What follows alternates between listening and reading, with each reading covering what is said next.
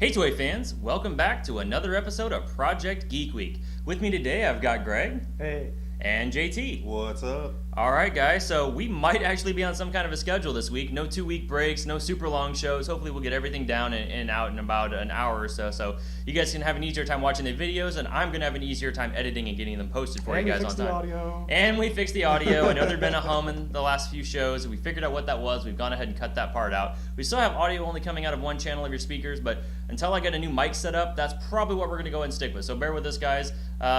We have some success here. I might be able to get us some new audio equipment, and then you'll hear it in both ears. Wouldn't that be nice? So let's go ahead and get things started, guys. We had Robert Downey Jr. teased last week over Twitter. Big announcement coming in 8 days. We've learned two things. One, we got a new Avengers trailer, and two, Robert Downey can't count. But that's okay. It came in 7 days, but we did get an amazing new trailer for the Avengers. A couple of things to note here is that we got more Ultron in this trailer. We didn't focus on the Hulkbuster Hulk fight like we had in the last two.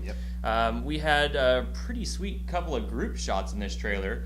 And really, I guess let's just go ahead and get our thoughts. My thoughts on the trailer are pretty positive. I really, really enjoyed the way it looked. I thought it seemed very comic booky and all the elements they brought out. Oh, yeah. There was a lot you got from the trailer. I saw that it seems like more than just Hulk being mind controlled by Scarlet Witch. So I guess that's my initial thoughts. Let's go ahead and start with you, Greg. What were your thoughts? I think, especially compared to the first two trailers, this was the first one that really showed something. I mean, the other trailers showed action. They showed a little bit. You got to hear the James Spader voice. You know that Ultron's going to be the villain. This one actually showed you more of what's going to happen in the movie. Yes. It's like Tony Stark telling you, I tried to create this AI, and it ended up going badly. And then you kind of see more of the progression. It's pretty clear. And the previous trailers, like Scarlet Witch and Quicksilver, were there, but it wasn't clear what their role was. Where now it's much more clear that they're going to be, at least in some sense, working for Ultron. Yes. And probably be turned before the end of the movie back to good guys. We can only hope, right? Yeah. Yeah. It's possible that after Winter Soldier, when the S.H.I.E.L.D. headquarters was attacked, that they got out. Oh, yes. Or Yeah. something like that. Also, you didn't mention it in, I don't know if we're saving this, but spoilers if anybody hasn't seen the trailer. Yes.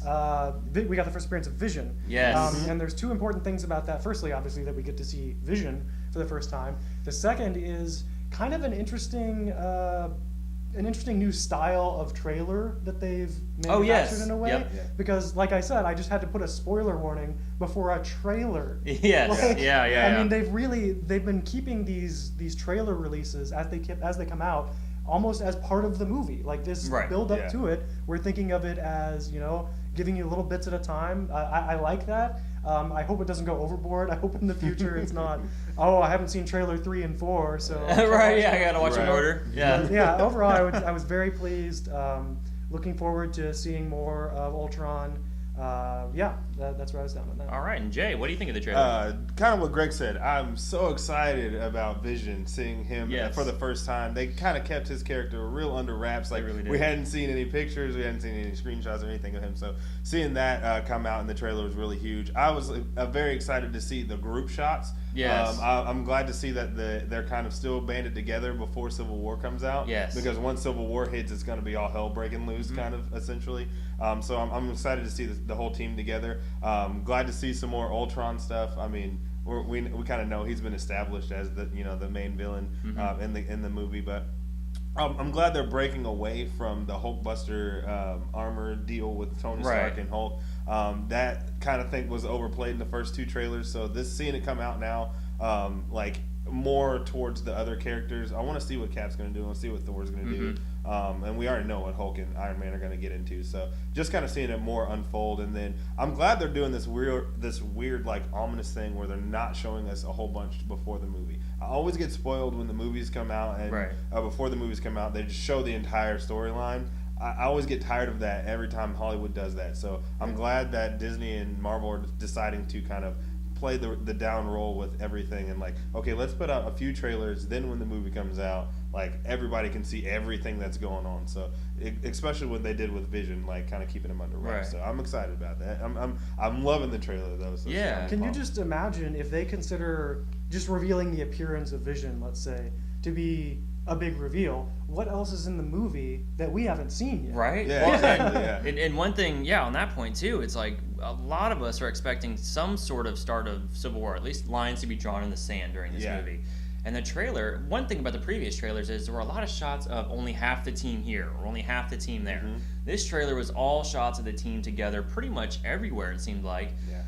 Does that mean there's more going on that we don't see where they are split apart? I mean, that really gives you something to kind of look forward to. There's even downtime. I mean, we saw the party in the first trailer where they were all together, but now we see that they're at a cabin in the woods and they're still all together. So it's just going to be interesting to see, what don't we know? What haven't we seen yet? So where is Nick Fury? Where's Nick Fury? Yeah. That's a key role, I think. Like, he's going to have something to do with everything going on. Right. So It's not like he's back in the helicarrier just barking orders this movie. Yeah. It's like he's got to be doing something during all of this. Yeah, so.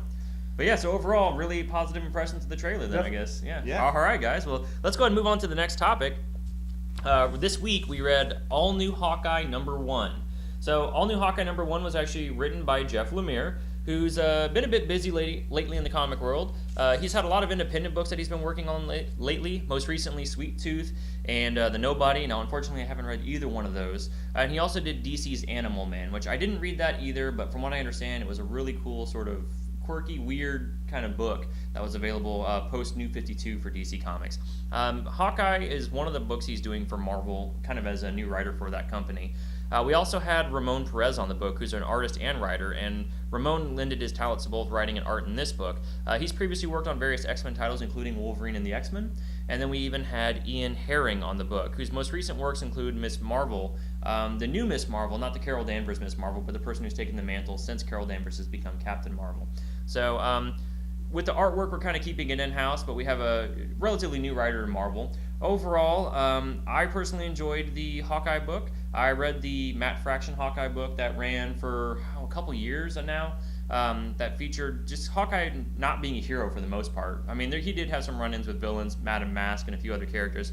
But one of the great things about Matt Fraction's take on Hawkeye was that we got to see a lot of the downtime. We saw Hawkeye in his apartment, basically living like a slum, but he didn't care because it was just that's all he wanted to do. And there was a lot of witty banter back and forth between the characters. He had kind of a sidekick in Kate Bishop. It was just a really fun, really new, fresh take on Hawkeye. Yeah. So I was curious with this all-new Hawkeye book coming out, how that was going to sort of play into it. Were we going to get the same sort of Hawkeye? And I feel like, for me, we did actually get a lot of the same sort of relationships I was expecting. Matt Fraction never really focused on Hawkeye's origin, and I feel like we're getting a little bit of that with this book. And it's interesting to see sort of Hawkeye as he was a foster child and sort of the what he'd been raised around and who he'd been raised with. And I like where this book ends. The book does an interesting job by the end of it of blending art styles to be past and present. And there was two very different art styles in this book. And there's one particular page that was particularly striking to me. I'll save that until you guys both have a chance to talk to see what you guys thought about that. But I do like that this book ended with the circus. And if you guys are familiar with Hawkeye's origin, again, it shows how old the character is. Part of his origin is that he developed his archery skills while being in a circus and essentially a sideshow character. And he got really good at it. And that ultimately led to him being the first villain that he was and then the hero. So that was kind of a nice little nod. I guess we're going to get a lot of his origin in this story. So let's go ahead and start with you, JT. What did you think of the book so far? Really good. I really enjoyed the art. I thought it was very, and I like the color scheme. I thought it kind of fit the tone of the younger Hawkeye, and then the newer art kind of fitting how like action packed and how fast paced Hawkeye is at his older self. I really enjoyed the dialogue between him and Kate. That was a lot of fun. Listening to him kind of be a mentor / like brother style to her was kind of cool. And then I don't know who Barney is, but I want to kind of see his character more unfold. I wanted to see how Clint kind of interacts with that character, and then seeing like the abusive side of the foster dad. That was kind of a weird turn, which led him go to the circus, and we never seen that. I don't think we've ever seen that in comics. Anything that's pushed him towards the circus. I don't think so either. Yeah. I think all we've seen is knowing that he was in the circus. We didn't know what kind of things have led him to that. So being a foster child and then seeing that kind of take place was really cool to me. And then just seeing him like be Hawkeye. I mean, seeing him beat up bad guys, and seeing him kind of be funny with Kate, and I think that was a lot of fun to me anyway. But I really dug the book. And on the topic too of the child abuse section where they had the foster dad, that's not really great. One thing about the older or the younger, I guess, pages and frames, is it looks very sort of watercolory. Yeah. And I really like as the abuse is happening, that red is filling up the frames. It's like everything's washed over with red. So I thought that was a really, it was very striking. You know, I thought it really helped to portray the emotion of the scene. Yeah. So, Greg, what did you think of the book? I would agree. I think the art style is definitely interesting. I don't know the characters as well, so a lot of the character interactions were kind of lost on me. I did do some research. Do you want to know who Barney is? Yeah, tell me. Okay, so Barney is supposed to be a character called Trickshot. From Avengers Volume 1, number 64, I want to say. Okay. And he is a Barton. He's also a villain. Yeah. A super villain, it says. One I must say I don't think we've seen in a very long time. I mean, I think we're talking like 1960s Avengers characters. That sounds about right from what I saw. Yeah. And that's actually consistent with how the character was portrayed in the book, because in that moment you were talking about when the panel switched to red, I believe it was actually Barney who hit the foster dad on the head with a rock. Yeah. They were refusing to clean or something like that, and he hit the foster dad on the head with a rock. And I think Barney was also the one who essentially convinced them to run away. Yeah. It seemed like he was a bit more of the devil on Clint's shoulder. So yeah, you can definitely see that kind of developing. Also, I mentioned this to you earlier in that last panel, and you said you didn't want to spoil anything yet, but I guess I'll go ahead. No, go ahead. Okay. Yeah, tell us what you found. Yeah. In that last panel where you have Clint and Barney on the bottom entering the circus, and then mirror image on the top, you had the kids in the experimentation chamber. I swear one of those kids looked like it was Barney, with his head sort of like messed up a little bit. See, and I didn't see that, so that's cool. You saw that too, then? I did see that panel. I don't know if it was him, but it did kind of give that resemblance. Yeah, it was. I would say not entirely unintentional, if not a direct like homage to that character. Okay. But yeah, it was an interesting book. I'll be interested to see where it goes in the future. I don't know. Like I said, I don't know enough about the characters to get too excited, but I'm definitely interested in reading more. Well, knowing that Barney's trick shot, it almost seems like Kate, of course, and Clint are really great shots. Perhaps we're going to get some sort of Battle of the Archers or something in this first story.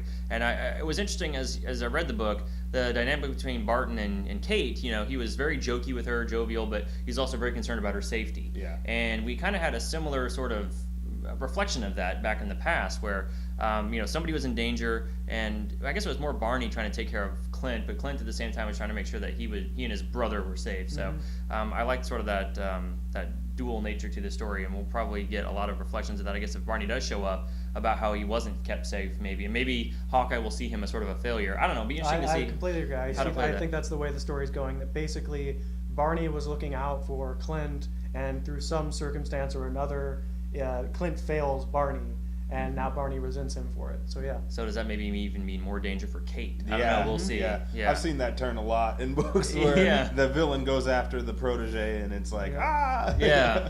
So that's very interesting. So I'm glad you looked into that. Yeah, I mean, I've read a lot of Avengers, but really when I started reading was like the early 2000s, and about that time, the George Perez era of Avengers was ending. Hawkeye was killed, and then House of M happened, and then Hawkeye came back as Ronin, and I hadn't had a lot of chance to really get to know Hawkeye until Matt Fraction's book that started a couple years ago. So, it's interesting to know about that Barney backstory. So, very curious to see how that plays in. Okay, well, let's go ahead and move on to This Week in Geek TV. The first thing we want to mention is that Agents of S.H.I.E.L.D. was back this week. And boy, are they. Yes, and it came back. So, it was really cool, I think. I mean, I really enjoyed Agent Carter. I think it's probably the best show that Marvel has put out so far. I can't wait to see it again the next chance I get. But I was almost like sad that Agent Carter was ending and that Agents of S.H.I.E.L.D. was coming back. But after watching the first episode of Agents of S.H.I.E.L.D., I've really got to say, man, this show is back, and I'm so glad to have it back. Let's go ahead and talk about what happened in the episode.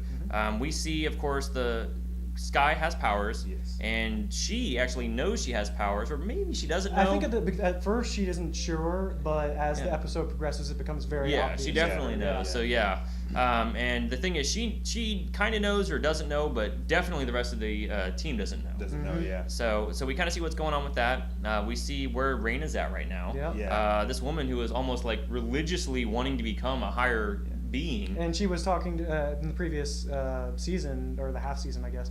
She was talking to Sky about how they would become beautiful and how their purpose to do this. So it was definitely poetic justice what happened to her. Right. She's yeah, definitely regretting it. Yeah. So I'm curious to see too if there's more to her power. Right now she's kind of a porcupine person. Yeah. So I would like to think there's more to that, but maybe the lesson there is that not all Inhumans are useful Inhumans, basically, That's right? true, yeah. We also see that. What Coulson, where he's at as far as like his team, he is ready for revenge. He doesn't like that they lost Agent Triplet. Yeah. And He's also a harsher Coulson. He's now, a harsher Coulson, and the sort of trap that he plans with Bakshi, which how the heck is that guy still alive? Yeah, after he bit the cyanide pill in the first half, Yeah. like that just totally took me off guard. But the plan that Coulson had to get back at Hydra was just really good. Yeah. I think one of the standouts in this episode was actually Fitz, man.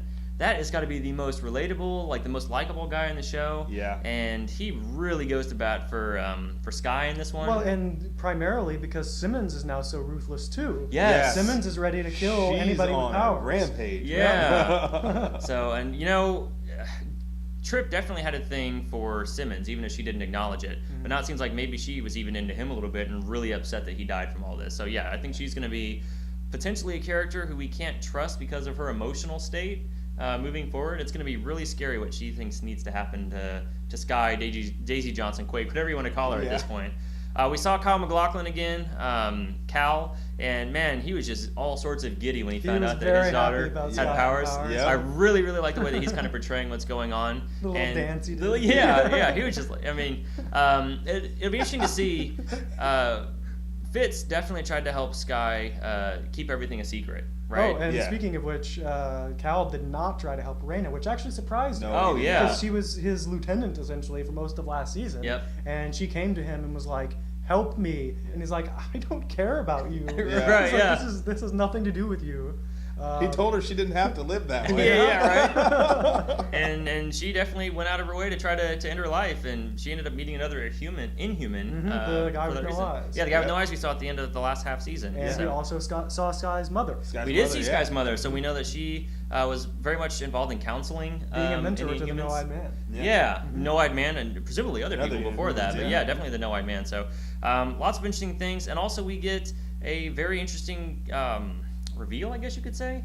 We have no idea what Henry Simmons Mack, what his character is up to, or Mockingbird, Bobby Morris. I mean, it seems like they're trying to get their hands on the playbook, the toolbox that Nick Fury left Coulson. And the only reason I can assume they'd want to do that is because they're Hydra, right? Like, it's possible. I mean, maybe they're just well-meaning S.H.I.E.L.D. agents who want to just kind of go their own way with everything, but I'm really concerned about what they're up to right now. So it could also be they mentioned Mockingbird mentioned earlier in the episode how traumatic it was for them to lose their whole team. Basically. True. Yeah. True. It's possible that they're more taking a roguish approach of Coulson has access, or at least S.H.I.E.L.D. had access to these artifacts of such immense power.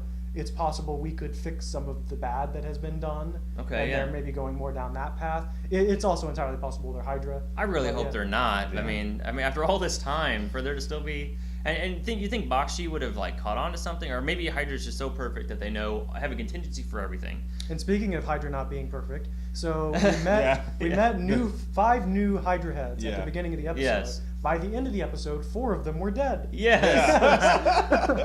So it was cool that they had their sort of like round table meeting. Yeah. And I like the way that it was structured for all of them to be taken out. Each one almost had like a secretary or some sort of assistant who was on call to just axe the person they were in charge of. So it'd be very interesting to see how that comes back into play. I don't think we learned the name of the remaining Hydra guy. I don't think we did either. We know he has some connection to Bakshi and Whitehall, but we don't know exactly where that's going. And now he's essentially the Hydra head. Yes. So he's our new villain for Maybe that was his plot all along. Bakshi isn't gone. He is being turned over to Talbot, who I was surprised to see make an appearance in this episode. Very small appearance. Yeah, for as many people as we saw. On the tablet. The tablet, yeah. I mean, for that matter, why didn't we get Koenig on a tablet at some point? So, but yeah, what are your thoughts on this episode? I enjoyed it. I thought there was a big impact, though, coming back mid-season finale from that, and then just bringing it right back in, real hardcore with powers. Yep. I think getting powers going on. I mean, that's a huge statement for Agents of S.H.I.E.L.D. That's going to tie them into a lot of movies, a lot of other shows that are going on. Having the Inhumans, I think that's going to set them up for the Inhumans movie. I don't know if it'll stretch that far out. I We'll hope see, it does. yeah. Maybe they play it so hardcore and then put it on the back burner and then do some other story arcs later on to maybe have that as a revival when the Inhumans movie comes out. I don't know how they're gonna write that essentially in the long run, because that's a long ways away. I saw a quote from Jeb Whedon, I guess. Yes. Yeah, that basically he said, "We have 17 seasons worth of story to tell." Wow. So Before we even get to an Inhumans movie, that's incredible. That's a lot of story. Yeah. So yeah, I mean, I think they've got 4 years. And I guess the big takeaway from the Powers is that this is what everybody had been complaining about in season 1. The people who stopped giving the show a chance after 6 episodes and never went back, despite all the rave reviews that season 2's been getting. But for all of you guys who have given up on the show and you are not going back to it, this is your time to go back to it. There are powers. This is a superhero show, finally with superhero powers on it. Give the show another shot. Check it out on Hulu, wherever you guys can catch it. Watch this week's episode and see what we're about to get into. I mean, this show is definitely ramping up at this point. Well, what my thing was is, like, on the first season, you got Lady Sif. You got these other people that just kind of came in with powers. Yep. But now we have core characters with powers. We do, yeah. That's going to be huge. I think you see that superhero dynamic. Well, if something gets too big for just regular S.H.I.E.L.D. agents, you might have someone that comes in with powers that can, bring something to the table to knock down a huge villain or something. Yeah. Well, and on the Sif tip, we actually have Sif coming back next week. Yeah. So that'll be pretty interesting. Also, the teaser for next week kind of lets us think. I mean, this episode was a very big deal that I keep wanting to say the actors' names. Fitz is familiar with the powers that Daisy Johnson, Quake, Sky has. Keeping it secret. Keeping it a secret. But next week's preview would seem to suggest that makes secret's it out the look like window, that's man. gone, Like everybody man. knows. So it'll be interesting to see how that all plays in together. But definitely now is a good time to get back into S.H.I.E.L.D. I'm glad that the show is back. I dearly miss Agent Carter, but for me, I'm really excited to see where the show's We headed. also got the first on-screen mention of the word Inhuman, didn't we? Yes. I think we did. Yeah. Because she said something about when her heart rate was over 300, she was like, "That's fast." And he's like, that's inhuman. Yeah, so that was a nice little nod there. Yeah. Oh, and one other thing is, I didn't realize this until I was looking it up somewhere today while I was putting the notes together. This is only the 11th episode of Agents of S.H.I.E.L.D. You realize Season 2. Season 2. Yeah. So, I mean, I guess maybe because we had all those Agent Carter episodes, I felt like it's just been chugging along. But we've still got probably 10 more episodes of this show to get through. Half a season. Yeah, and it's going to be interesting to see how much more we get out of this. So, well, let's go ahead and move on to Arrow. There's no Arrow. There's no Arrow this week. No Flash. There is no Arrow. They're both off until mid next month, basically. So. Okay. Yep. And we have Gotham this week, which we'll talk about, but then Gotham is also off for the next month. Okay, so guys, if you're having trouble keeping up on the superhero TV, now's your chance. And congratulations, CW, for losing all your programming as Agents of S.H.I.E.L.D. comes back on the air. So they probably could have planned that better, but we'll see if CW has a mid-season replacement show next year. It would seem to be a good idea given the competition. Gotham. Yes, Gotham. The first thing I think, and I mentioned this earlier to you off camera, but the first thing to keep in mind about this week's Gotham is this is essentially the first episode of season 2. It's not written that way. Yeah. It's not marked as the first episode of season 2, but episode 18, the title is Everyone Has a Cobblepot, was intended to be, well, the previous episode was intended to be the last episode of the first season. So what we have now is, well, and you weren't here last week and we discussed this, but there's still lots of Fish Mooney. Mm-hmm. And where we left off with her last week was her pulling out an eyeball, throwing it on the floor, and stomping on it. Yep. And this week, almost immediately gets her eye back. So Yes. yeah, basically right from the get-go, she's got a new eye. We also meet the doll maker, Confeor, and I'm assuming that we didn't see him in previous episodes because they were not intending to use him in season 1, which makes it interesting because if you see the previous episode as like a cliffhanger, I'm not sure how satisfying this resolution was. Meeting him, with her new eye, I was fully expecting that we were going to see the office manager from the previous episode lose his eye and contribute it to her. Yeah. But instead, it just seems to be some sort of twisted doll experiment of the doll maker. And may I just say, the guy Jeffrey Combs played, he's back in this episode briefly as a mutilated person. Gets about one line where he screams a couple times. I mean, they've got him like, he's got his head on a female body with like a weirdly warped arm. And Terrible it's just, CGI. Yeah, the CG was just awful in that scene. I mean, if you guys haven't seen it, try. I mean, you can watch Gotham episodes for free on Fox's website. But there was some really, really bad CG. This show, I don't know if they've blown their budget so far or what. But anyway, I just wanted to point that out because it really just caught me off guard. So we have that in the Fish plot line. We also had her going back, and I'm just going over Fish really quickly because everything she does right now is completely unrelated to anything else that's going on the show. But after she sees the office manager and his new state, she makes a deal with the doll maker, and she decides to go back down to the basement, contributes 1 or 2 of her family to the doll maker, and returns the guard that she was keeping prisoner. And then the doll maker reveals to her that she is trapped on an island in the middle of nowhere, no hope of escape. So the first thing I want to say about Fish Mooney is, and I've mentioned this before, it really feels like that plot line is meandering. I don't know what they're doing with that. And secondly, this news came in, or at least I got it, right before we started filming. Jada Pinkett Smith has confirmed she is not coming back for season 2. So we are probably going to see the end of Fish Mooney in the next 5 episodes. So I'm going to guess that we're going to see more Cobblepot, because it's really his story right to kill her. But I just don't know where they're going with her plot line right now. I don't either. How is it going to build up from her being on this island all by herself to somehow back in Gotham with a big confrontation? Right. I don't know. And we still don't even really get the point of her having this like legion of followers in the basement of this building. It's like everything she did in the episode was making deals and getting back to her people. Then she goes and visits them, and she's like, "Well, I've got power. Just wanted to let you guys know I'm out. I'm on my way out now." And it's just like, what is the point of visiting these guys? So Anyway, so what else did we see in the episode? Okay, so what else happened? As far as minor plots, we had a little bit of movement with the Edward Nygma plot line and Chris Kringle. She was with the guy Flass, who got busted a couple episodes ago, and now that she's not with him anymore, Ed thought he had a chance, walks up with his bouquet of flowers, and she's already asked out this guy named Tom. And Tom is a little bit mocking of Ed, calls him Riddle Man, and then throws a riddle at him, which did not impress Ed at all. And Ed just kind of walks off upset. I would be sad if we're really going the direction of he becomes the Riddler because he couldn't scorned. Get the girl. I hope there's more to it than that. I have faith at this point, but we'll see where that goes. I think the other big... We didn't see Barbara this week. We didn't see... we did see Catwoman. Selena. So we saw a little bit of Alfred recovering from being stabbed.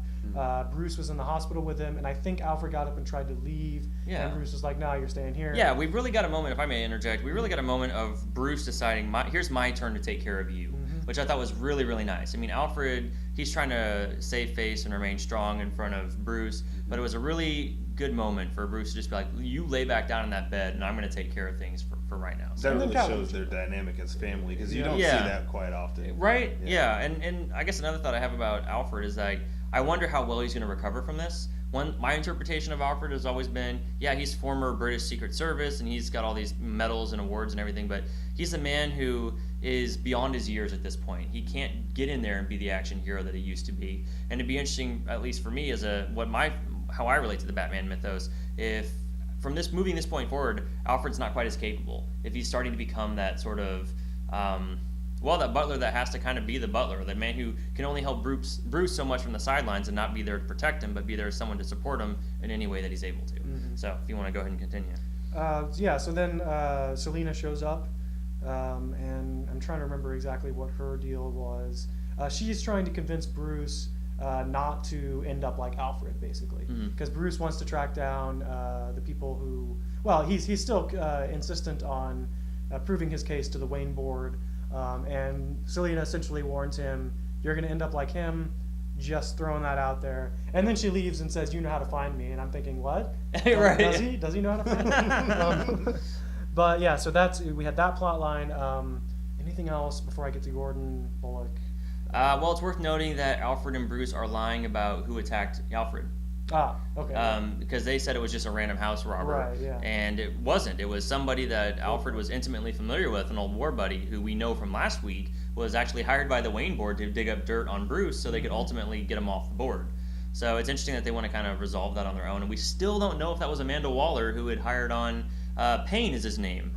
Reggie Payne. Reggie Payne, yeah. So I couldn't remember the name last week, but that part hasn't been resolved yet. But it's interesting that they don't want Gordon helping them out on that. Yep.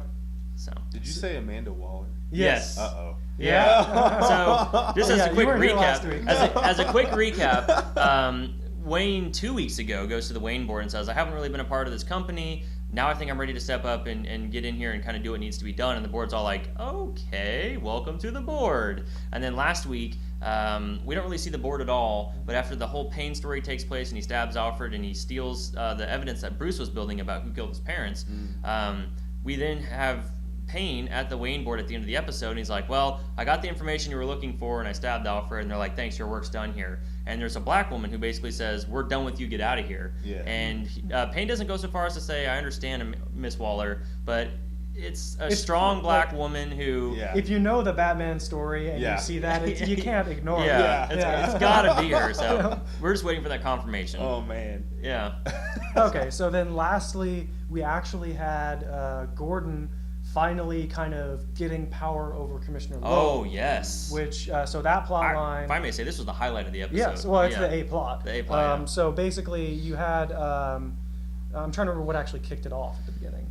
But basically, Can't remember. You have Gordon go to Cobblepot, Penguin, and ask him for help. A favor. Well, actually, that's what it was. Flash came back. Oh, yeah, okay, Flash, and he was also running for president of the... That's right, yep. So basically, this guy that Gordon put tons of work into, put himself out on the line a few episodes ago to get this guy behind bars, suddenly just walks back into the precincts like, hey, everybody, how you doing? And Gordon's like, we can't stand for this. And Bullock's like, you don't understand. The guy you were supposed to kill, everybody here's got one of those guys, except we actually killed ours. And Commissioner Loeb is basically the kingpin in this interaction. So they decide, Gordon and Bullock decide to go to Cobblepot and ask for his help finding Commissioner Loeb's secrets. And it turns out that he and Falcone are working together. And Cobblepot takes them to a safe house that Loeb and Falcone have set up.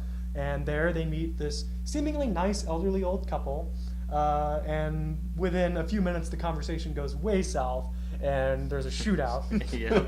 And once the elderly couple is subdued, they go upstairs. Once they subdue themselves. Yes. Once Gordon says freeze, and she turns and trips and falls. And they go upstairs and they find Miriam Loeb, Commissioner Loeb's daughter, who seemingly has been trapped in this attic for the past 20 years since Commissioner Loeb's wife died. Now, in previous episodes, I think it may have been just last week, but they were trying to get us to believe that Commissioner Loeb killed his own wife and covered it up. It becomes obvious pretty quickly, at least as soon as she starts showing them her starling necklaces, that Miriam was the one who killed her mother, and Loeb is protecting her by keeping her isolated. So now with this, Gordon takes one of the necklaces to Loeb, just gives it to him. He doesn't have to say anything. Loeb knows what's up. Asks for Bullock's file so we can clear him of his Cobblepot. And he also asks for a few other things that Loeb does not agree to give him, but then works out a deal where Loeb will support Gordon as the president of the police union. So at the end of the episode, we have Gordon and Loeb in their best fake faces imaginable, shaking hands, talking about how good friends they are, and how there's nobody else he'd rather support to be the president of the police union. And I believe that's where it ends. I believe so, yeah. Unless I've forgotten something. Yeah, no, because the true end of the episode was Fish seeing that she was on an island. Right, so yeah, that was basically the end of the A-plot. So. No, there is one more thing. Cobblepot let the old couple go. Oh, yes, he did. he made it seem to Gordon and Bullock that they got away, and then he told the old couple he was going to send them off to Arizona, I think it was. And he gets them in his lounge, and he reveals to them he only has one ticket to Arizona, and that they ask, well, how are you going to determine who goes? He's like, I'll leave that to you.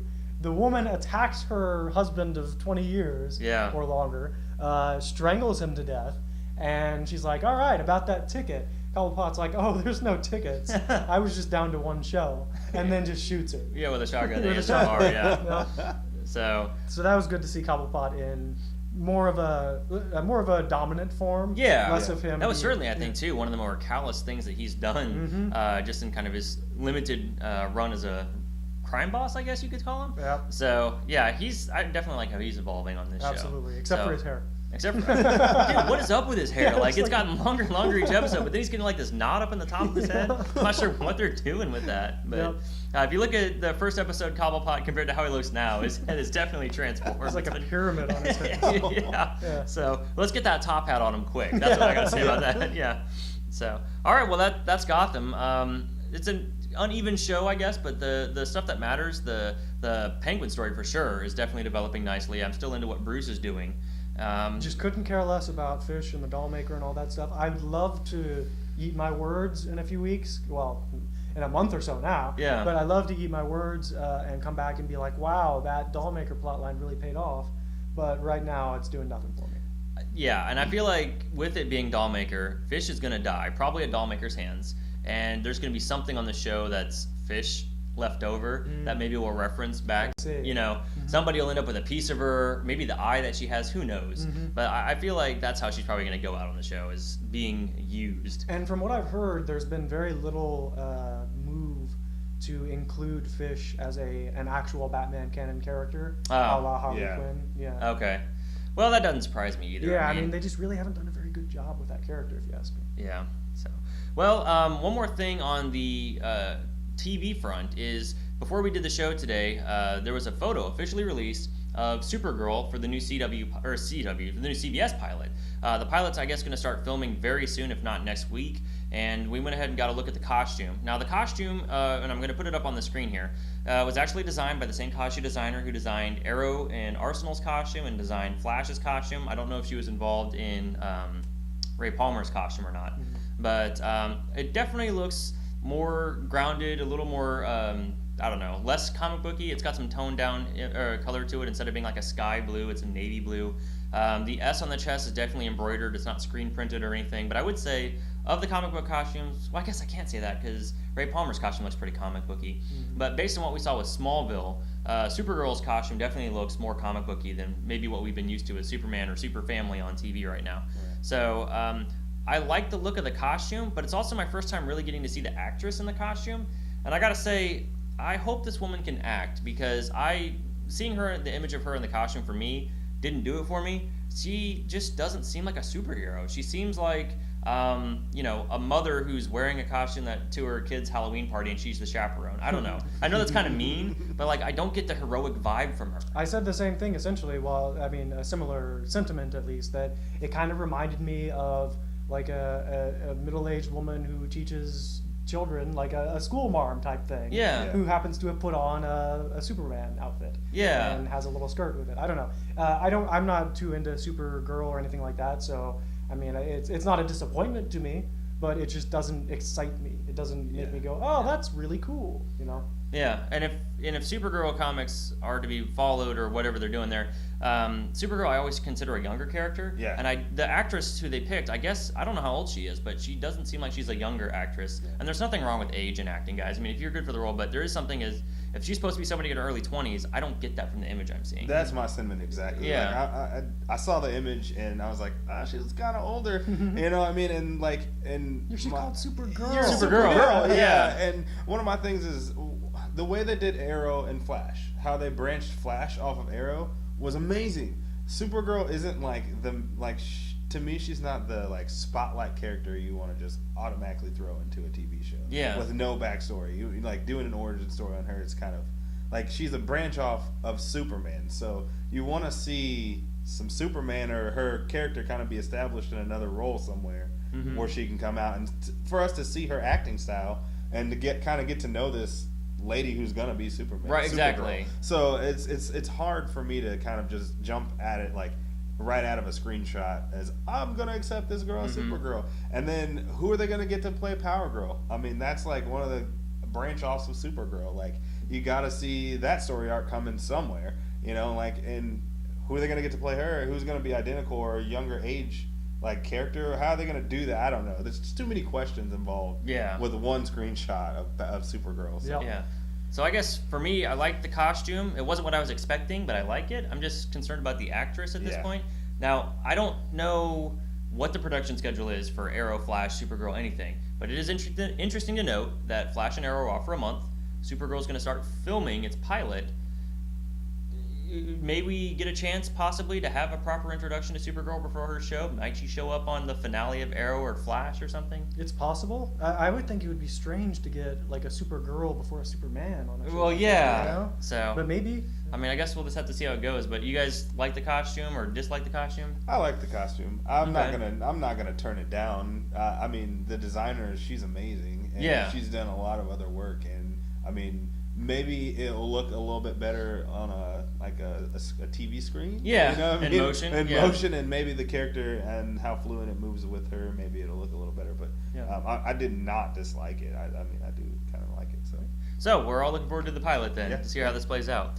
All right, well, let's go ahead and go to the gaming news. Now, the first thing that we're going to mention here is Chris Carla, I don't know how you pronounce that last name, head of indie development for Xbox, was at, I think GDC is happening this week. So he was doing an interview, and he was asked about the state of Rare, and he actually hinted that first of all, I should have some context here. Battletoads, I think, are making an appearance in Shovel Knight as like DLC. Yes. So then there was a question asked about a new Battletoads game, and while he didn't say one was coming, he didn't not say one was coming. Right. So he just kind of said, we'll have to see where it goes. So we are potentially getting a return of Zit, Rash, and Wart, and a new, hopefully side-scrolling, if I have my way, side-scrolling platformer, hard as balls game. Yeah. So I think that'll be a lot of fun. I guess, Jay, what are your thoughts on that? I want to see that happen. Yeah. Playing Battletoads on Nintendo, like when I was a kid, that was amazing. Side-scrolling, beat 'em up. It's got to be that way. Yeah. Get rid of those god-awful bike sequences. Yes. It's so impossible to play. But seeing how Ninja Turtles is done with a resurgence in side-scrolling battle, seeing like your DuckTales remastered, seeing all those old games be remastered was amazing. I hope they don't do just a remaster. I hope they do a whole new sequel. That would be great. Yeah, that's what I'd like to see too. Yeah. But if you are doing a remaster, there's a game called Double Dragon and Battletoads. Yes. I would love to see from an Super HD remaster Nintendo. from Super Nintendo. Yes. We definitely rented that game a few times. That's from the our only locals. Battletoads I remember playing. Yeah. So so awesome news. We also have a release date for Metal Gear Solid 5, and why don't you kind of tell us about that? Yeah, September 1st this year, we're going to see Metal Gear Solid 5 Phantom Pain released. I'm very excited. Kojima has been trolling around. It was actually announced by IGN, but officially leaked earlier before that. I guess someone on the inside leaked the trailer, and they pulled it down and put it back up. But I'm very excited. They announced the collector's edition for just $100. There's a lot of crazy stuff that comes in that. You actually get one of Snake's his robotic hands. Oh, I missed that. As a part of that collector's edition. There's tons of DLC content. Of course, coming with the game and the soundtrack, and I think there's also a steel case that comes with that. Huge announcement. And then Asia, with United States getting only so many exclusives, Asia gets an exclusive PlayStation 4 that is colored red like Snake's hand. And awesome. It's red and black. It's really, really nice. That's an exclusive edition there. I don't know if Europe's going to get it, but if Europe gets it, then there's a slight chance that we'll get it here in North America, which I'm hoping for. But yeah, Metal Gear, can't wait. Ground Zeroes was a huge hit. It was only $40 when it came out on PS4 and Xbox One, and $29.99 I think on PS3 and Xbox 360. That was a great hit. I would advise everyone to pick that up. Play that before you play Phantom Pain. There's exclusive unlocks that you get only if you play Ground Zeroes in Phantom Pain, so you have to play that first.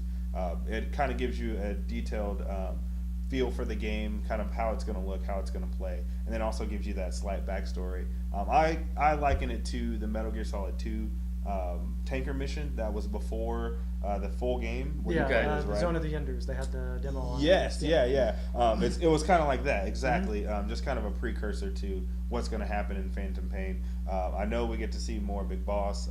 Are we not going to... I haven't followed the news closely enough, but if you buy MGS5, are you not getting Ground Zeroes with it? No, you have to. That'd be different from MGS2 because at least you could still do the tanker level. Yes, I think it was more of a. Glorified demo in the sense that when you play like a tech demo. When you play it, you get the feel of the game, and then also It was a little longer than the tanker mission was also, and it had exclusive missions where you could play as Raiden, and you could play as original Solid Snake from Metal Gear Solid 1, which is pretty cool. And then there's some other unlocks that go along with it too. So a little bit more than just a demo, but kind of almost a full experience. Really. Yeah, exactly. Shorter game, but still lots of stuff. Exactly. And I enjoyed it. I can't wait for this. Kiefer Sutherland is one of my favorite actors. Yeah. He's actually voicing Solid Snake Big Boss this time around. And I hope somewhere in the background David Hayter's there, because I love him so much. Yeah. The setting of the story kind of sets up Outer Heaven, I believe. So we get to see some actual Big Boss action as not just the superhero not the superhero, the hero, American hero that he is, but maybe he's going to start doing some villainy stuff. Maybe we'll see Ocelot kind of turn his role into more of a working with Solid Snake type deal. So we'll see what happens in that story arc. And are they calling him Solid Snake, or are they calling him Naked Snake? He's still Naked Snake, but in a sense he's more like coming to that form of being Big Boss. Yeah. And so like everyone's looking at him like, what's happening? What my thought process is in it all is he'll turn Big Boss, and then we actually see Solid Snake and maybe David Hayter voicing him. So that's why they changed the role for Kiefer Sutherland to voice him. That's kind of just my personal take. Let's get Gray Fox in there too. So I haven't heard anything, and doing the whole Zanzibar missions, the Outer Heaven missions that were on original Nintendo, kind of bringing those to that'd be a cool way to do it. Some forefront there. So I don't know. I'm a huge Metal Gear fan. This news when it hit, I was all over the internet, just clicking away, looking for as much information as I could. So I'm very excited for September 1st. I got 2 questions. My first one, do we know about that soundtrack? Do we know, is Harry Gregson Williams doing the music again? I think he is doing all the music again. I know he was scheduled to do all the music. He did all the music for Ground Zero. So did he? Okay. So that's he good should sign. do the music for this one too. Well, fantastic. And then the other thing is, when MGS4 came out, there was a Gunmetal Gray PlayStation 3 console that was available. I don't remember if that was available in the States or not. That was only in Japan. It was only in Japan. Yes. Oh, that doesn't bode well for the Red's PS4. No, it does not. That was kind of the thing that hit me too. Was, well, they only did that one in Japan, so they might only do this one in Japan. And we haven't seen enough stuff from Sony this year. We're supposed to get a red controller. We haven't seen the red controller come out. That was only in Japan also with the PlayStation 4. And so there's a lot of stuff that they haven't brought over just yet. And there's just something in me that says, as a Metal Gear fan, if Sony would bring it here, I would pay the money for it. So So, all right, well, awesome on Metal Gear front, guys. And then also, Rock Band 4 was announced. Now, I don't know exactly when this took place, where it was. I'm guessing it was part of a GDC announcement. Yes. But I definitely noteworthy because while Guitar Hero may have been the first one at the party, Rock Band was the one people stayed for. Yep. And that was the one that I think had the better infrastructure for downloadable music. Yes. Because Rock Band lets you use your music across both games, where Guitar Hero took them a few games to figure that out. Rock Band, of course, introduced the drum set first. I think Rock Band was the game a lot of people had fun playing music to more than what Guitar Hero ultimately became. So the fact that it's coming back, and the fact that your music is transferable as long as there's no licensing issues. Mm-hmm. And I think that there's like 150 songs right now, mostly Beatles songs that do not transfer from previous versions of Rock Band. Yeah. So it's really cool to see that it's coming out on PS4 and Xbox One. Now, correct me if I'm wrong, but is it the music for 360 will only go to Xbox One and the music for PS3 will only go to PS4? I haven't seen the official date for that, the official word on that, but I do know there are games out there that allow you to cross-transfer everything over to another platform. Okay. So, Grand Theft Auto, for instance, will let you transfer your save file from 360 to a server from Rockstar, and then you can resume on PS4. Okay. So maybe, I don't know if Harmonix is going to allow you to do that. I would hope so. Is it still Harmonix? I don't know if it is Harmonix or not. I don't know who's writing the game or developing the game and who's publishing it at this point. But whoever does, I would hope that they do allow you to take the licensing from 360 over to PS4 and vice versa, because that will be most cost effective for everybody, because then you don't have to buy all the licensing again. But if it is only Xbox One and 360, I know a lot of people from 360 are going to PS4. So I hope that spurs them in the right direction to do that. Also with Rock Band, I wanted to point out, Rock Band was Guitar Hero was done by Harmonix. Then they switched over True. to Rock Band. So Yeah. they're the original guys that are, Right. kind of pushing this. So I hope this is the original team that did Rock Band 1, 2, and 3. And then I hope they don't introduce any new instruments. Oh Yeah, my I was god! gonna ask Yeah. I mean, what are you gonna go? Electric trumpet? I don't know what Yeah. you're gonna do. Well, I mean, you could have the turntable come over for like at least be From compatible. DJ Hero? Yeah. Yeah. It wouldn't be required, but maybe it would work. I don't know. They've already got a keyboard. They've already got guitars. They've already got The all drum sets. The drum sets. They've Yeah. got everything. So I hope they don't introduce any new instruments. Then I also hope if this were the case, I hope they take the route that Rocksmith has taken, where you actually get a 1/4 inch to USB cable Yes. that plugs into an actual guitar and teaches you how to play guitar. I'd like to think they're going to do that. Somehow I really doubt it. Yeah, I do too, but it would be really, really cool, especially with all the licensings they have for all this music. They have so much more than Rocksmith does, and so they could really utilize that tool to really teach people how to play real instruments. It would be great. Has a Rocksmith come out for 2015 yet? Not for 2015. They still have the 2014 version where it still has the bass and lead guitar. So maybe Rocksmith takes that. Well, I'm just wondering, like that. From all I understand on the outside perspective, is that game has been wildly successful with actual people trying to learn how to play an instrument. Yes. If they have not announced a Rocksmith 2015 yet, or maybe last year's was 2015, and they need to announce 2016 Rocksmith, but maybe it's very telling that we're not getting a game. Maybe they did partner. Who knows? Maybe that's what got be this great. game coming out. Yeah. So that would be amazing. yeah, I guess maybe E3 will explain more of that, or maybe GDC will give us more Well, details. yeah, it's tonight, the last night, I think, of GDC. But who knows? Maybe there's interviews that haven't been published yet. Yeah, so that's yeah, true, we'll that's see. true, yeah. So all right, well, so pretty exciting stuff on the gaming front. Go ahead, and I don't want us to run over time a little bit, but tell us a little bit about your experience with The Order. The Order 1886, very, very good game. Probably the best looking game out there right now. Graphics are amazing. The gameplay is really, really good. I don't know if you ever played Gears of War. Oh, yeah. Plays just like Gears of War. Very fluent, smooth action. Third person over the shoulder, grenades, guns, everything's really cool. I love the 1886 setting, set in steampunk, kind of Victorian London. God Save the Queen type deal. Yeah. But it very, very cool. There's this rebellion going on, and then underlying under that, there are lichens and vampires kind of mixing in with the common folk of London, which is really cool. We see some pretty cool weapons. Nikola Tesla is the lead designer. He's basically the Q of MI6 there. And he is showing all these new weapons with all of his kind of crazy ideas for alternating currents. And you see an arc gun, you see a bunch of crazy weapons out of that. You see he makes a new scope. He makes a monocular, which is kind of like a binoculars, Nice. binoculars, but it's not. But it's just one, and it's really cool. You see some cool flying zeppelins. I'm loving it. The pacing of the story at times gets a little stagnant, but then at other times it's really, really fast, and so it kind of evens itself out. I have a feeling I'm at the very end of the game. I'm probably about an hour away, and I've only been playing for about 4 or 5 hours.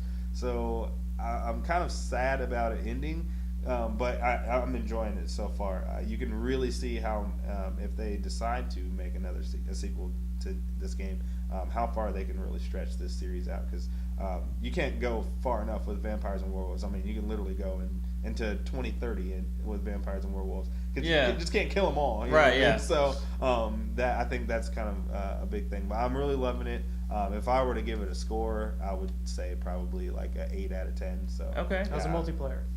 No multiplayer. Oh, no multiplayer. No multiplayer in it. It's all single player. That's kind of one of the downfalls about the game too. Is you can really see where they could have done even a co-op campaign in the game, and they just didn't do it. And that's kind of one of the downfalls about the game. I would say if they were to do a multiplayer on the next shoot around, definitely do a co-op campaign, and then do something where it's just a bunch of werewolves running at you. I was You know what I thinking mean? And just have like endless waves of bad guys coming at you, like a horde mode from Gears of War. Maybe they could go that route, or even if they do an online multiplayer, they could do like a wingman style where it's 2 people versus 2 people versus 2 people. I don't really see the team battle because there's only 4 characters that you really interact with in the story, so those are the only 4 you're going to want to play with anyway, so I don't really see like a 4 versus 4 type deal going on. But I do see maybe like a horde mode style or some co-op campaign. So Excellent. Well then, I guess real quick, you work in the games retail industry. Based on sales, do you think we got a shot at a sequel for this game? Yeah, I do. Sony they've really backed this game a lot. They've really put a lot of money into it. Seeing it kind of, it didn't really fly off the shelves like I've seen other games fly off. Because one, it is March. You know, a lot of people aren't really out to buy games right now, but it did. I mean, it sold pretty well. I'm expecting to see a sequel. Sony Santa Monica Studios, they're a great studio. They worked on God of War on PSP, on Chains of Olympus, and on Ghost of Sparta. So seeing their kind of work progress, I think this was a huge stepping stone from them going from PSP to PS4. That was a big thing. And then this kind of debuted the studio on the console and really gave them a backing as far as developing more games in the future. So I expect a sequel out of this. Will we get All-Stars 2 now? I don't think so. But if we do get All-Stars 2, I'd be so excited. I bet we see all these characters in the game. Yeah. If they ever announced it, we'd actually get some characters. Tesla confirmed it's playable. That'd be awesome. So, well, let's go ahead and get on to our pick of the week, guys. My pick of the week has been in front of us this whole time. I got the new wave of Marvel Legends Spider-Man figures in. These are made by Hasbro. They're released, officially released in February, although mine didn't come until March from the site I ordered them from. But these are some really fantastic figures. And definitely, guys, encourage you guys to check them out. Some of them are based off Spider-Verse, some of the characters that appeared in that story. But then, of course, we've also got Anti-Venom. We've got a really cool Spider-Man figure that has alternate hands and heads, and even a really nice Daredevil figure. I'm going to be doing reviews of all of these figures over on my YouTube channel, D21 Beast Review, so definitely be on the lookout for those. But I was really excited to get them and definitely wanted to display them as part of the table decoration for this week's show. So that's my pick of the week. JT, what's your pick? Dragon Ball Z Xenoverse. Oh, okay. I picked that up as an alternate game when I picked up the Order 1886, and I've had a lot of fun with it. The creative character is very, very good. It's very extensive. You can jump in as a Majin, a Namekian, a Saiyan, or a human, or a Frieza race, which is really cool, and that kind of threw everyone one for a loop there. But it's really, really good. It's basically Dragon Ball online. You can play online with a lot of friends, and you can jump in and do single player. You can do co-op. Is it a fighting game? Yeah, like Budokai, multiplayer. It plays like Tenkaichi, and the characters are like numerous like Tenkaichi. So you basically have like 50 plus characters you can just jump in with, which is awesome. But yeah, that's definitely my pick of the week. I suggest everybody, if you can get a copy, it's pretty hard to get right now. But yeah, definitely play it. So. Awesome. All right, so Greg, what's your pick of the week? My pick of the week has got to be the Steam machines. We got an official release date this week. We know that they're going to be coming out in November of this year, and we also know that the controller is going to be coming out in November of this year. And I'm so excited to get my hands on that controller. I definitely think it's going to be one of the best controllers on the market, but I need to see it. I need to mess with it. Yeah. But yeah, I'm super excited about that. We also got an announcement that HTC and Steam are teaming up to do VR hardware. Oh, wow. I don't know much about that. Like, I don't know where that's going to go, but I know that Steam has been one of the major players in at least the VR informatics scene. They want to get the best info out there. I read a very long piece on them about the idea of presence and how they think presence is this new buzzword for VR. Okay. But anyway, not to get too far off topic, I'm super excited about where Steam's going this year. And yeah, those are my picks. And let me just ask really quick, Steam, they're not licensing Oculus or Morpheus? No. No, they're as far as I know, thing. not. Okay, Yeah. So all right, well, fantastic. Those are some great picks of the week. Guys, we are going to be headed to Planet Comic-Con in Kansas City. It's going to be next weekend from March 15th through 17th. Greg and I will be there. Unfortunately, JT can't make it, but yeah, sorry. But if you're going to be at the show, definitely hit us up, guys. If you see us walking around, don't feel scared, actually, to just say hey to us, come talk to us, let us know why you're there. We'll let you know what we're interested in. But it'd be really cool to meet some of you guys who actually watch the show. So be on the lookout for us in Kansas City next weekend. And that's our show for this week, guys. Feel free to like, share, subscribe. We're glad you watched us this week, and we'll look forward to seeing you guys next week.